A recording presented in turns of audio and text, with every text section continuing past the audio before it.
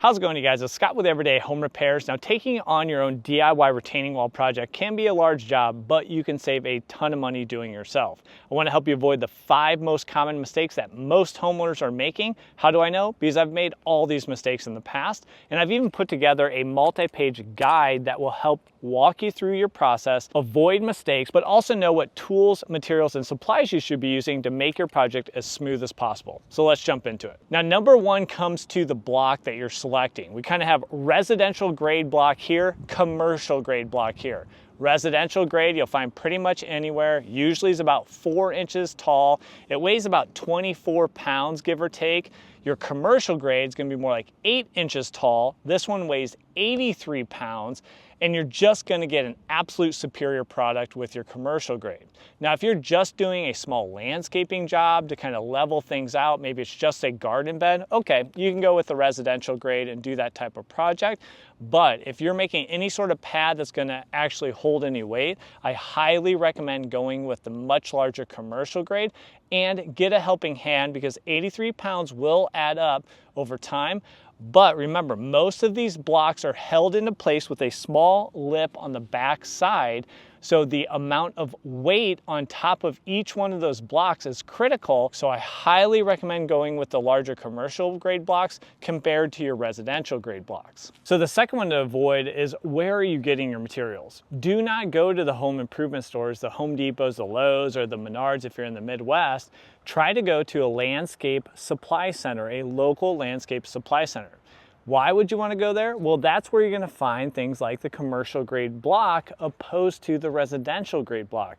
A simple example of this is the difference between a 1x2 36-inch long stake that you can get at, let's say, Lowe's, and a 2x2 way better point 48-inch long stake that you'll get from your landscape supply center. Just a simple example of kind of the residential grade versus the commercial grade. And usually the prices are pretty competitive. So you can just go to Google Maps and look for landscape supply or landscape supply center, and you'll find a bunch of options most likely in your area. Now, I do recommend have a plan of attack. Kind of think through your project, know your dimensions, use this guide right here and ask specific questions, and you're gonna get better results with the supply centers, because they don't necessarily have all the time in the world to work with homeowners, but homeowners that show they know what they're doing, they're happy to help, and they are a source of knowledge. You're usually talking about somebody that's worked for years or decades in this industry, opposed to the home improvement stores, which you do know the kind of help that you get there, if you can even find anybody. So number 3 has to do with basically the solid foundation and digging out your trench.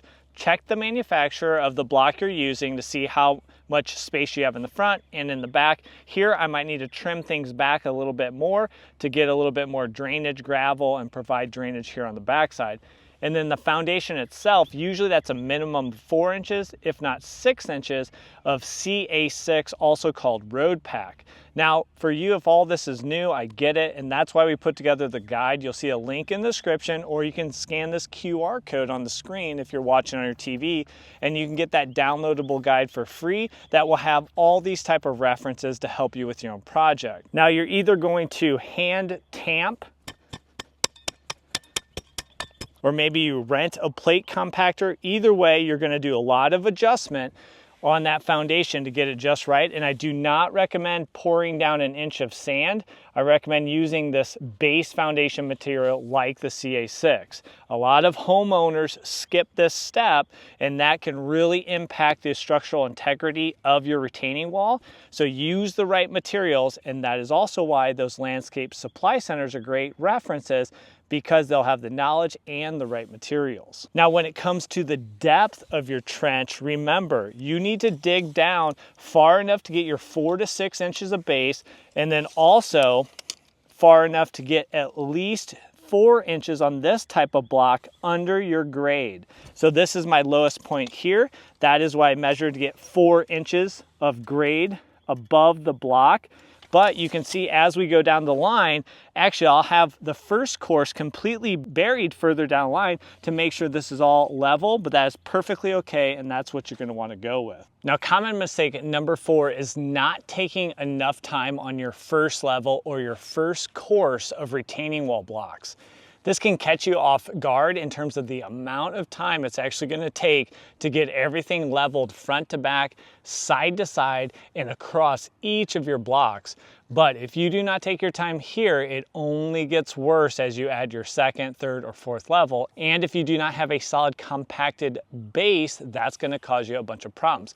Here is an example of me setting about my 6th block. Now I have this sped up about 16 times the normal rate.